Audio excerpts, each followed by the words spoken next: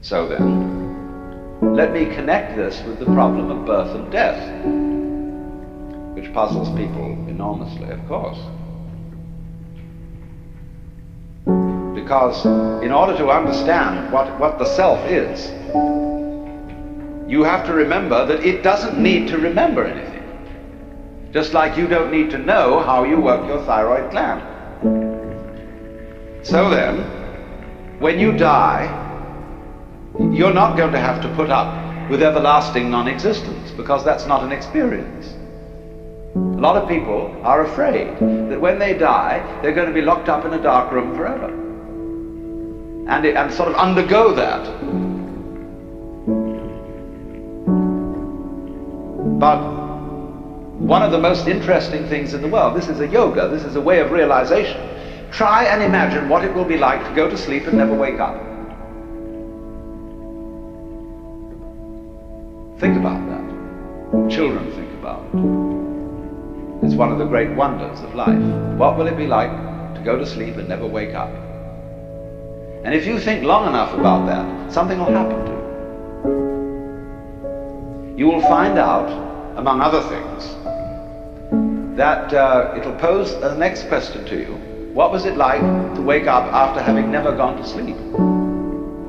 That was when you were born. You see, you can't have an experience of nothing. Nature abhors a vacuum. So after you're dead, the only thing that can happen is the same experience, or the same sort of experience as when you were born. In other words, we all know very well that after people die, other people are born. And they're all you. Only you can only experience it one at a time. Everybody is I. You all know you are you. And wheresoever beings exist throughout all galaxies, it doesn't make any difference. You are all of them. And when they come into being, that's you coming into being. You know that very well. Only you don't have to remember the past.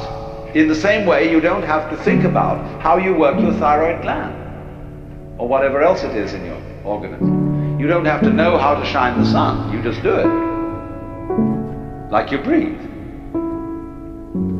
Doesn't it really astonish you that you are this fantastically complex thing? And that you're doing all of this and you never had any education in how to do it?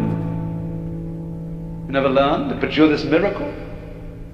Well, the point is that from a strictly physical, scientific standpoint, this organism is a continuous energy with everything else that's going on. And if I am my foot, I am the sun.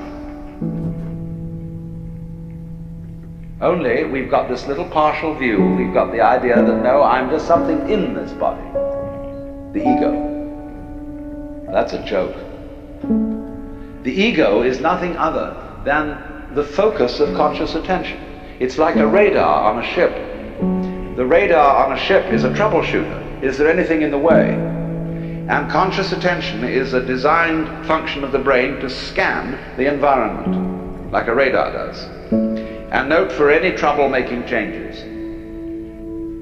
But if you identify yourself with your troubleshooter, then naturally you define yourself as being in a perpetual state of anxiety. And the moment we cease to identify with the ego and become aware that we are the whole organism, you realize that as the first thing how harmonious it all is. Because your organism is a miracle of harmony. All this thing functioning together. Even those corpuscles and creatures that are fighting each other in the bloodstream and eating each other up. If they weren't doing that, you wouldn't be healthy. So what is discord at one level of your being is harmony at a higher level.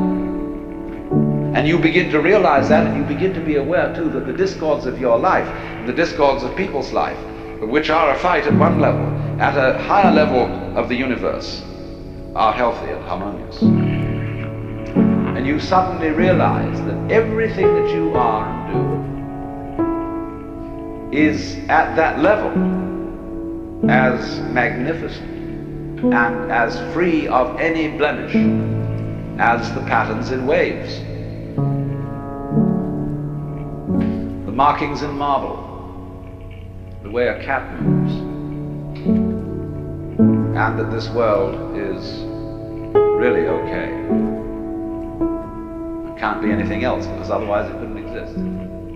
But the reality underneath physical existence, or which really is physical existence, because in my philosophy there's no difference between the physical and the spiritual.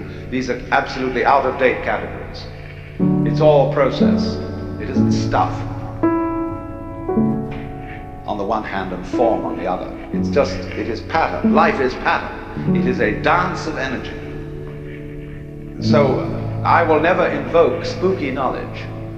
That is to say that I've had a private revelation, or that I have sensory vibrations going on a plane which you don't have.